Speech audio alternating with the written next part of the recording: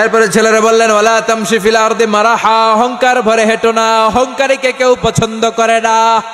আল্লাহ বললেন আল কিবরিয়া উরিদা, এই অহংকার আমার চাদর, ওয়াল আযামাতু ইজহারি, বরত্ব আমার লুঙ্গি।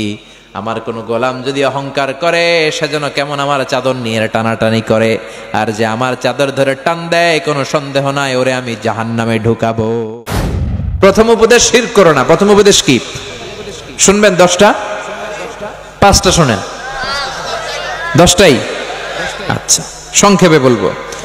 2 নাম্বার ছেলেরা বললেন ইয়া বুনাইয়া ইন্নাহা ইন তাকুম মিসকালা হাববাতিন মিন খারদালিন ফাতাকুন ফি সাখরাতিন আও ফিস সামাওয়াতি আও ফিল আরদি ইয়াতি বিহাল্লাহ ইন্নাল্লাহা লাতীফুন খাবীর। ও আমার ছেলে, তুমি ছোট্ট কোনো ভালো করো কিংবা মন্দ করো, আরে কাজ তুমি আকাশে উঠে করো, পাহাড়ে ঢুকে করো, কিংবা জমিনের ভিতরে ঢুকে করো, কেউ দেখে না দেখে কে?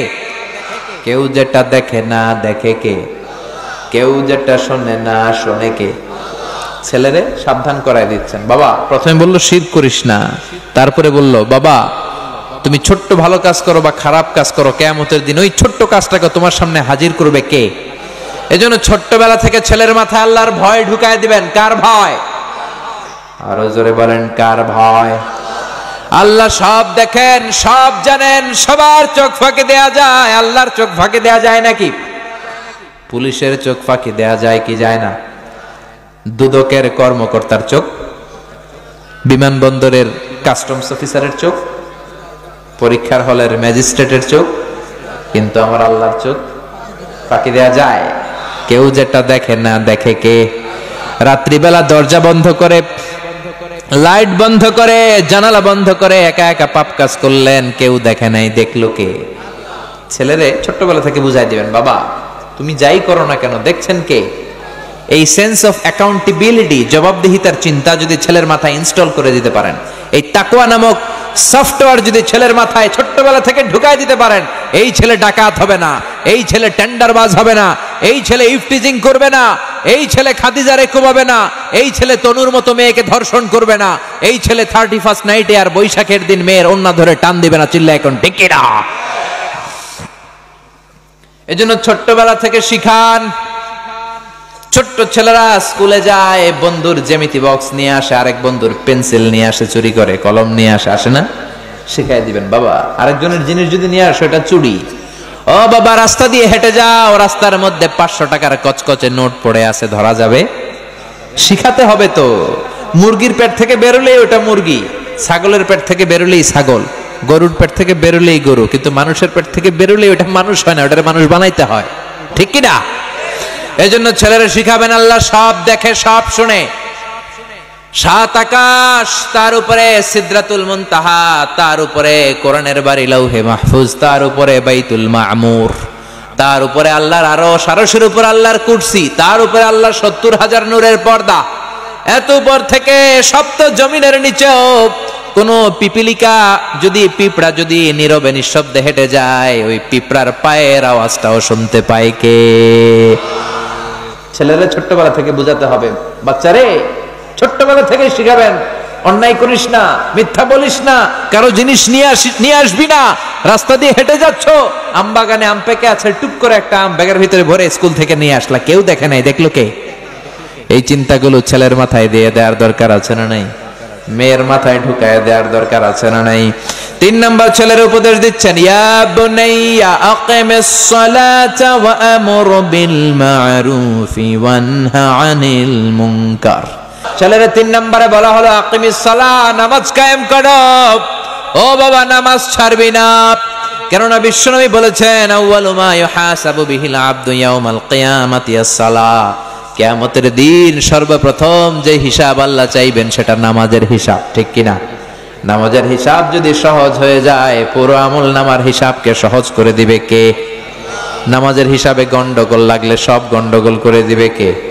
এজন্য বিশ্বনবী বলতেন মুরু সিবিয়ানাকুম বিস-সালাতি ওয়া হুম 7 সিনিন। ছেলের বয়স, মেয়ের বয়স যখন 7 বছর হয়ে যায়, নামাজের আদেশ দাও। দিবেন তো? কি দিবেন? নামাজের আদেশ। আর 10 বছর হলে শাসন করো। ওয়াদরিবুহুম আলাইহা ওয়া হুম 10 সিনিন। ছেলের মেয়ের বয়স যখন 10 হয় তখন শাসন করো। আপনি 7 বছর থেকে যদি বলা শুরু করেন 10 বছরের আগেই ছেলে মেয়ে পাক্কা নামাজি হয়ে যাবে, পিটানো লাগবে না। সুবহানাল্লাহ কইবেন না?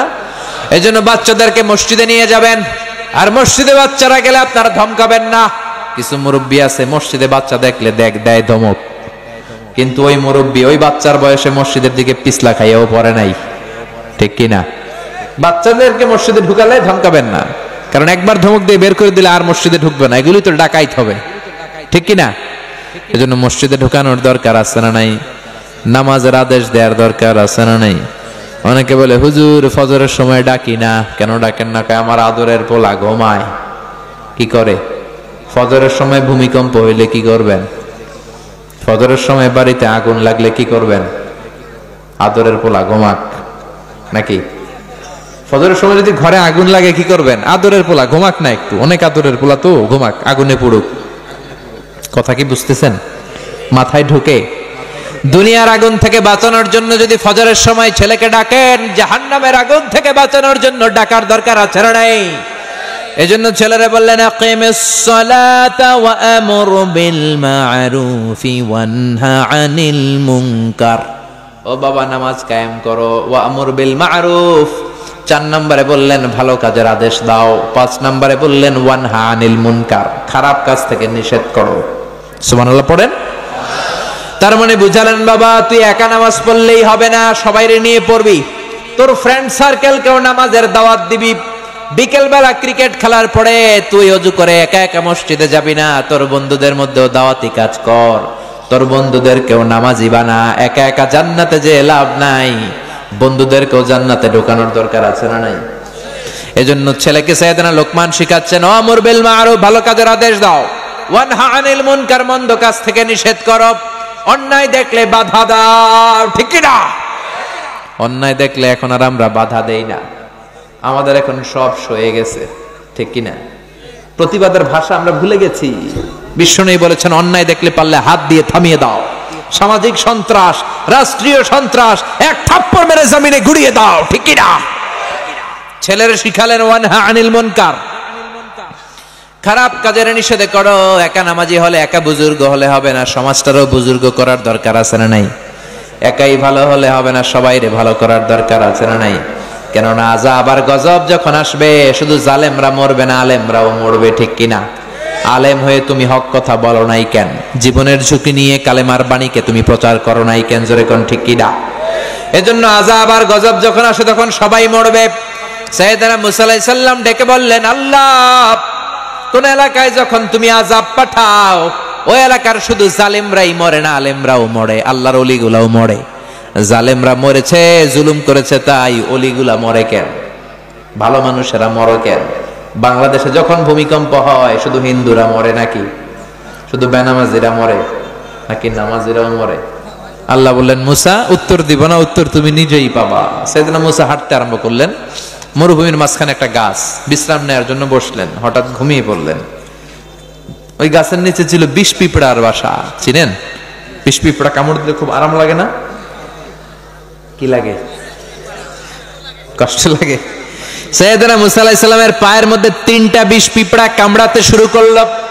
বিষ পিঁপড়ার কামড়ের ব্যথায় ঘুম ভেঙে গেল, রাগে গড়গড় করতে আরম্ভ করলেন। এই নবীর মেজাজ একটু নরম না গরম? বেশি না কম? ওইটা দেখে বিষ পিঁপড়ার বাসা, পায়ে 3টা কামড়াইতেছে। খরমের জুতা পরে বিষ পিঁপড়ার বাসা ভাঙা শুরু করলেন। একটা একটা পিঁপড়ারে পা দিয়ে পিষে পিষে মারতে শুরু করলেন। সব পিঁপড়া মারা শেষ, এবার ঠান্ডা হলেন, রাগ মিটাইছে। আল্লাহ ডেকে বলে মুসা তোমারে কামড় দিয়েছিল কয়টা পিঁপড়া? জোরে কোন কয়টা? সবগুলারে মারলা কেন? সব পিঁপড়া মারলা কেন? সব তো কামড়ায় নাই। মুসারে আমি যখন আযাব দেই, আমি যখন গজব দেই, শুধু জালেমদের উপরে আমার আযাব যায় না, ওই এলাকার আলেমদের উপরেও আগে আগে যায়, ঠিক কিনা? একা একা আলেম হইছো, জিকির করে তোমারে বড় আল্লাহর ওলি হইতে কইছে কে? এলাকার সবাইরে আল্লাহর ওলি বানাও নাই কেন? সমাজটারে সংস্কার করো নাই কেন? অন্যায় অপরাধ জুলুম নিপীড়ন সমাজ থেকে দূর করো নাই কেন? চিল্লা এখন ঠিক কিনা? এই জন্য ছেলেরা শিখালেন ওয়ামুর বিল মা'রুফ, ভালো কাজের আদেশ দাও, ওয়ানহা আনিল মুনকার, অন্যায় কাজের বাধা দাও। তারপরে বললেন ওয়াসবির আলা মা আসাবাক, বিপদে ধৈর্য ধরো। ছেলেরা শিখাচ্ছেন, বাবা তুই যদি নামাজি হস, তুই যদি সৎ কাজের আদেশ দিস আর অন্যায় কাজের নিষেধ করিস, এই জাতীয় লোকদের উপর আযাব আর গজব আছে না নাই? কেউ যদি হকের কথা বলে, নামাজি হয়, সমাজটারে নামাজি বানাতে চায়, সমাজটারে ইসলাম দিয়ে সাজাতে চায়, বাতিলের তীর তার পিঠকে ঝাঁঝরা করে দিবে। বাতিল শক্তি তার পেছনে উঠে পড়ে লেগে যাবে। কেমন করে তারে দমানো যায়, কেমন করে তারে থামানো যায়, কেমন করে তার আওয়াজকে স্তব্ধ করে যায়, সব বাতিলগুলো তার পিছনে লেগে যাবে। চিল্লায় কোন ঠিক কিনা? এজন্য ছেলেরা সাবধান করে দিচ্ছেন, বাবা ওয়াসবির আলা মা সাবাক, নামাজ কায়েম করবি, সমাজটারে নামাজ দিয়ে সাজাবি। অসৎ কাজ থেকে মানুষকে যদি বিরত রাখতে বলিস, সমাজে তুমি আরামসে থাকতে পারবা না। এই পথটা এত সোজা না, এই পথটা কুসুমাস্তীর্ণ নয়, এটা কণ্টকাকীর্ণ। হকের কথা বললে কেউ আপনারে লাল গালিচার সংবর্ধনা দিবে না, হকের কথা বললে কেউ আপনারে ফুল দিবে না, সবাই মাইর দিবে। হকের কথা বললে মাইর আছে না নাই? সব নবীরা মাইর খেয়েছে কি খায় নাই? বিশ্বনবী শিয়াবে আবি তালেবে জেল খাটছে কয় বছর? আপনি খাটছেন কয় বছর? আমি খাটছি কয় বছর? বিশ্বনবী উহুদের ময়দানে দাঁত ভাঙলেন, তায়েফের ময়দানে রক্ত ঝরালেন, আপনি বছরের পরে বছর দাওয়াত দেন, কেউ আপনার ধমকিও দেয় না। তার মানে আপনার দাওয়াত আসল দাওয়াত না। চিল্লায় কোন ঠিক কিনা? ওয়া আমর বিল মা'রুফ, ভালো কাজের আদেশ দাও, ওয়া নাহা আনিল মুনকার, খারাপ কাজ থেকে নিষেধ করো। হকের দাওয়াত যদি দেন, বাস্তব কথা যদি বলেন, আপনি আপনার এলাকায় থাকতে পারবেন না, আপনাকে এলাকা ছাড়তে হবে, আপনাকে সব বিসর্জন দিতে হবে। চিল্লায় কোন ঠিক কিনা? ছেলেরে বললেন, বাবা অসবির, বিপদে ধৈর্য হারাবা না, ধৈর্য ধারণ করবা। এরপরে বললেন, ওয়ালা তুসাইর খাদ্দাকা লিন্নাস, আমার বাবা সামাজিক হবি, মানুষ থেকে বিচ্ছিন্ন হবি না, মানুষ থেকে নাক ছিটকাবা না। ছেলেকে সামাজিকতা শিক্ষা দিচ্ছেন, এটারও কিন্তু দরকার। অনেক ছেলে আছে সমাজে মিশতে পারে না, গণবিচ্ছিন্ন, কারোর সাথে কথা বলতে পারে না, এরকম আছে না নাই? সাইয়েদনা লোকমান ছেলেরে শিখাইয়ে দিলেন, ওয়ালা তুসাইর খাদ্দাকা লিন্নাস, ও বাবা মানুষ দেখে নাক ছিটকাবা না, মুখ সরাবা না, বরং মানুষ দেখলে মুচকি হাসি দাও, সালাম দাও, মুসাফা করার জন্য হাত বাড়িয়ে দাও, জিজ্ঞেস করো আপনি কেমন আছেন। ঠিক কিনা? বিশ্বনবী কাউরে দেখলেই মুচকি হাসি, আগে আগে সালাম, হাত বাড়ায় দিতেন। কিন্তু আমাদের সমাজে কিছু লোক আছে সারা বছরও একটা হাসি দেয় না, আছে না নাই? মুখটা এরকম করে রাখে, এগুলো দেখতেই পারি না আমি। বিশ্বনবী সবসময় মুচকি হাসতেন, সবসময় মুচকি হাসবেন, সালাম দিবেন, কেমন আছেন, হাত বাড়ায় দিবেন। আপনার জীবনটারে বরকত দিয়ে ভরে দিবে কে? এরপরে ছেলেরা বললেন, ওয়ালা তামশি ফিল আরদি মারাহা, অহংকার ভরে হেঁটো না, অহংকারীকে কেউ পছন্দ করে না। আল্লাহ বললেন, আল কিবরিয়া উরিদা, অহংকার আমার চাদর, ওয়াল আযামাতু ইজহারি, বরত্ব আমার লুঙ্গি।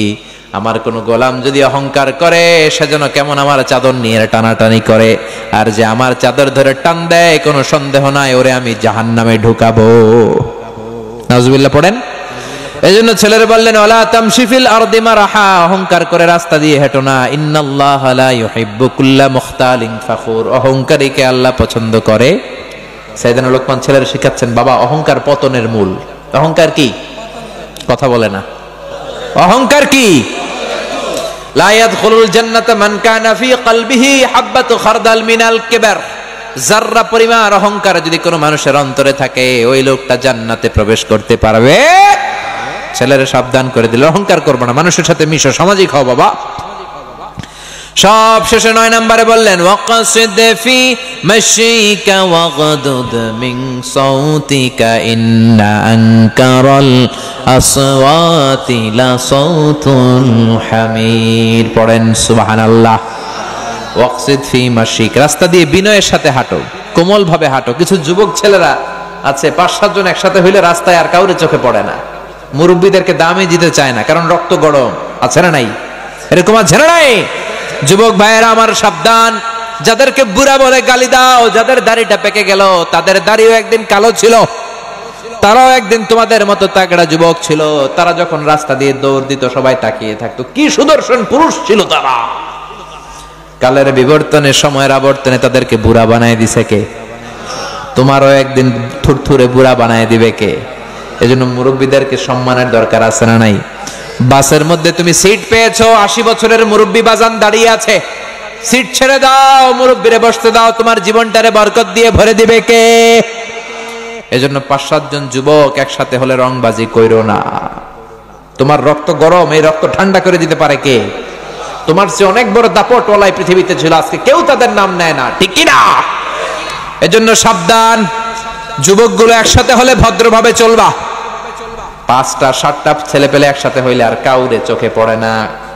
মেয়ে দেখলে হাসাহাসি, মুরব্বী দেখলে রাস্তায় জায়গা দেয় না, মনে হয় ওর বাবার রাস্তা আছে না নাই। আর হুন্ডার সাথে থাকলে তো কথাই নেই, যদি হুন্ডা থাকে একটা করে আর ওগরে পায় কে? এজন্য ছেলেরা শিখালেন ওয়াকসিদ ফি মাশিক, বাবা বেয়াদবের মতো রাস্তা দিয়ে চলো না, বিনয়ের সাথে। রহমানের বান্দাদের বৈশিষ্ট্য হচ্ছে তারা বিনয়ের সাথে হাঁটে। ওয়া ইবাদুর রাহমানিল্লাযীনা ইয়ামশুনা আলাল আরদি হাওনা ওয়া ইযা খাতাবাহুমুল জাহিলুনা ক্বালু সালামা। রহমানের বান্দারা যখন হাঁটে অহংকার করে হাঁটে না, বিনয়ের সাথে হাঁটে। সুবহানাল্লাহ। সর্বশেষ উপদেশ ওয়াকদুদ মিন সাউতি, কণ্ঠটারে নিচু রাখো, বড় গলায় কর্কশ গলায় চিল্লাফাল্লা করো না। যারা বড় গলায় কথা বলে এদের আওয়াজকে আল্লাহ গাধার আওয়াজের সাথে তুলনা করলেন। কার আওয়াজ? কার আওয়াজ? আমরা কি চাই আমাদের ছেলে মেয়েদের আওয়াজ গাধার আওয়াজ হোক? এজন্য কোমল ভাষায় ভদ্র একটা সফট আওয়াজ নিয়ে কথা বলবেন, বরকত দিবে কে? সাইয়েদনা লোকমান ছেলেকে 10টা উপদেশ দিলেন।